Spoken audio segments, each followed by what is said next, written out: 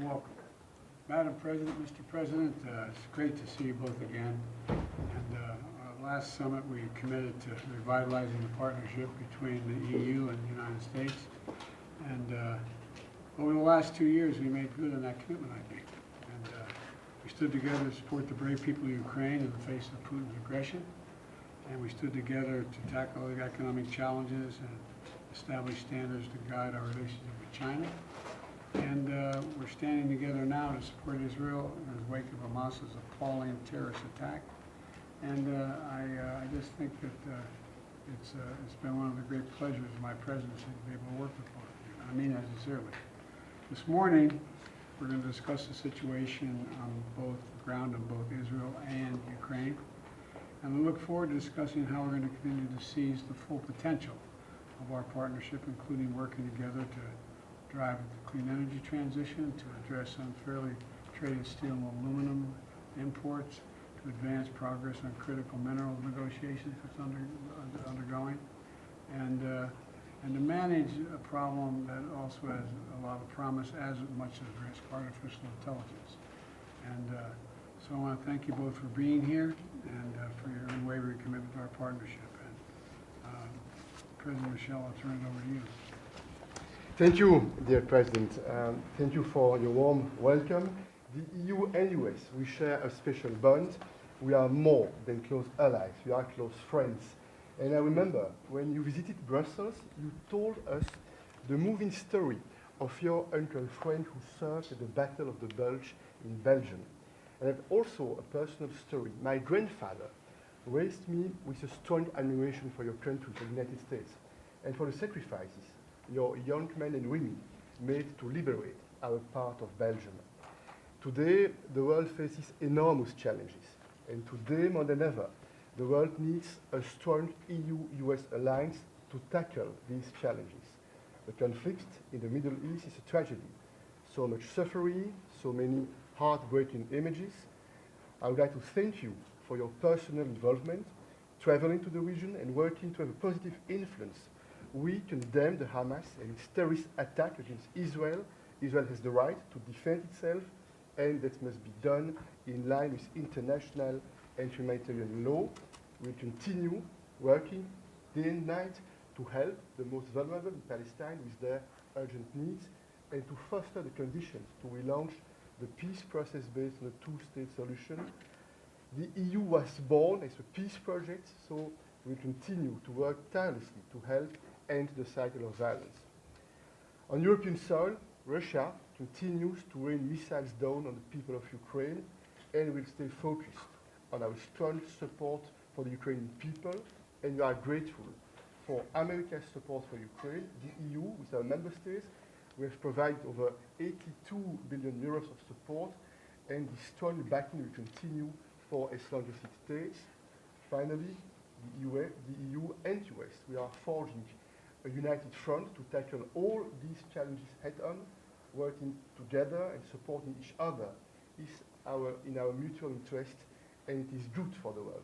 That's why we are working in the EU to try to build robust economies underpinned by robust industries that can prosper in a level playing field that we both value.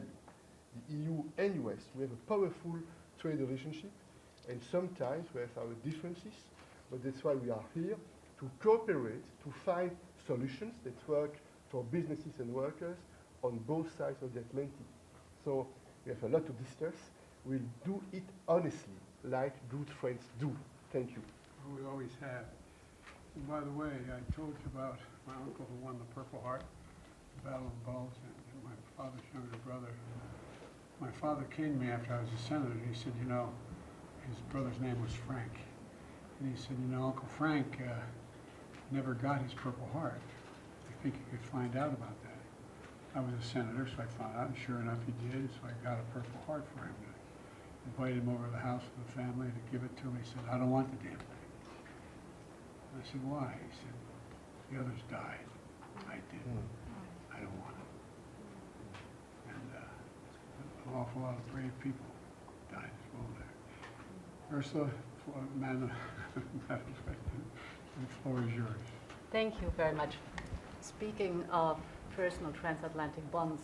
My great-grandmother came from South Carolina, and she moved the other way round to Germany.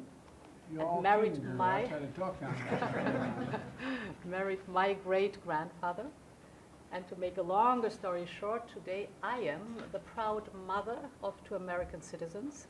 And as those citizens, American citizens, have already children again, I'm also the proud grandmother of 1 American citizen. So we have a lot of personal bonds that are transatlantic. Mr. President, I want to thank you for your remarkable visit to Israel. It is important to show solidarity with Israel, victim of the worst attack since the Shoah. Israel has the right to self-defense in line with humanitarian law. I was in Israel too, exactly 1 week ago. I went to the kibbutz Kfar Aza. What I saw was barbaric. The impact on the Israeli society cannot be emphasized enough. We stand with Israel and against terror. At the same time, Palestinians also suffer from Hamas terroristic actions.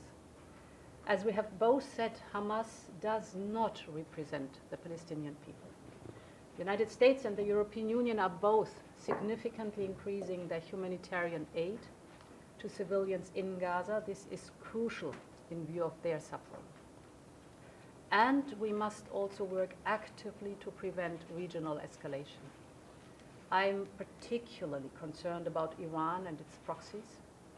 We have all seen the incidents involving missiles and drones from Yemen, potentially targeting Israel. No one should take advantage of this situation. And let me also stress, the events in the Middle East will not distract us from our rock-solid support to Ukraine. We have already provided assistance worth almost $90 billion to Ukraine. This includes financial support to keep the state and the economy running, military equipment, humanitarian aid, and support for 4 million refugees. In the next 4 years, we aim to provide another 50 billion euros. Important is for Ukraine to have predictability. We are also making sure through our joint actions that Russia's ability to wage war is hampered as much as possible, and that those responsible are held accountable. Putin will ultimately fail. He is running Russia into the ground. These conflicts show democracies must stand together. This is also true when it comes to other big challenges like fighting climate change, fostering smart investment in emerging economies, or upholding our rules-based international order. So I'm very happy to be here today to discuss all these topics with our friends, the United States. We're happy to have you, all of you. Thanks, Chris.